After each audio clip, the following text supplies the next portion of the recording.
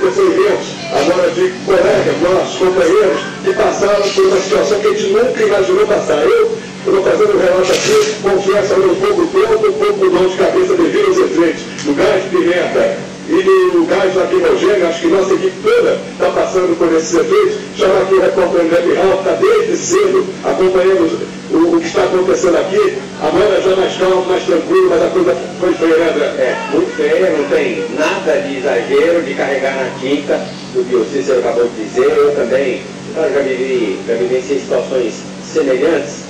Finais de Copa São Paulo, aquelas fatídicas finais de Copa São Paulo, com confronto de policiais com torcedores. Mas o que a gente viu aqui hoje que não é um confronto de policiais com torcedores, mas sim de policiais com manifestantes, né? Que são contra os gastos federais da Copa do Mundo.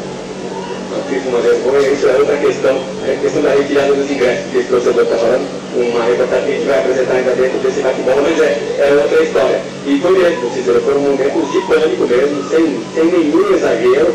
O nosso Fábio Lonardi, que inclusive está nos mostrando agora, conseguiu captar bem o terror que nós passamos. Nossa equipe toda passou durante aproximadamente 5 minutos. Antes, esses manifestantes a todo momento cercavam o estádio e mudavam de posição justamente para confundir a polícia, para dificultar o trabalho da polícia. Mas o despreparo dos policiais também é muito evidente. Você olha bem, são 1.600 policiais, 200 do BOP, tropa de choque, e a gente não vê preparo em nenhum desses segmentos policiais.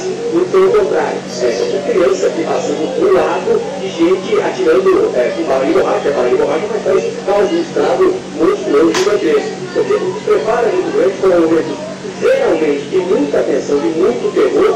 Um dia, não vou cair naquele clichê, que era para ser só de festa, podia ser também de qualquer, a gente não pode tirar esse direito do cidadão. Mas eu acho que é difícil encontrar alguém certo nessa história e alguém errado.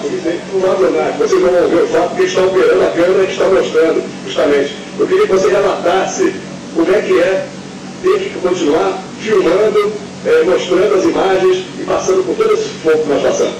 Ali no momento tem que estar gravando. Você dispara, sai gravando, para ver o que vai acontecer, para levar para o transporte que está em casa o que está acontecendo. E você torce para não acontecer nada com você, com ninguém da sua equipe, com ninguém que está ali em volta, e registrar, porque registrar tudo está acontecendo. Uma delas veio bem pertinho do meu pé, mas eu fui até onde deu, até onde começou a arder muito o olho. Aqui o David Cavaz, que é o nosso coordenador, que estava no meio de todo, no centro, toda a confusão, é uma sensação descritível, né, David? Boa tarde, Cícero, boa tarde, Transporte. Realmente inacreditável o que a gente passou hoje aqui. Jamais imaginei que pudesse passar uma situação como essa, porque está aqui para cobrir futebol e trabalhar na Copa das Confederações.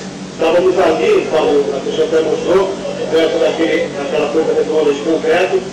A confusão estava bem mais para trás da gente, já tinha havido um primeiro confronto entre a polícia militar, o choque, e os manifestantes ali atrás.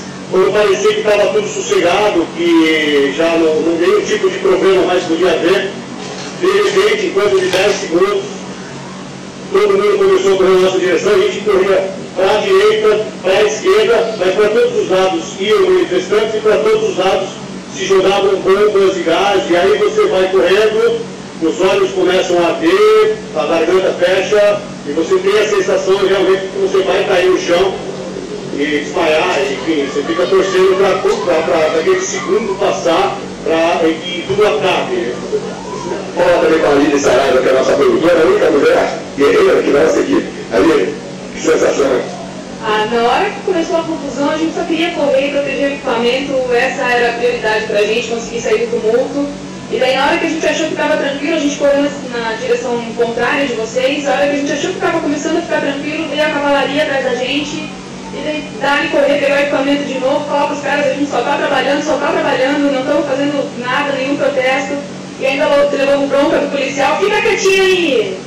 O mais triste é a gente ver que no meio da confusão pessoas que não tem nada a ver com o protesto, que era para ver o jogo, crianças, famílias inteiras, não sabendo o que fazer nessa hora. Você imagina uma criança de 3, 4 anos, se perde do pai, da mãe, no meio dessa confusão toda. Pois é, e na primeira vez que estourou, primeiro momento de confusão ali atrás, a gente estava bem perto de onde o pessoal estava entrando para ver o jogo, e claramente o pessoal correu para tentar entrar de uma vez só, mãe protegendo o rosto de criança, todo mundo espirrando, tossindo, a gente só estava querendo entrar no estádio e acabou sofrendo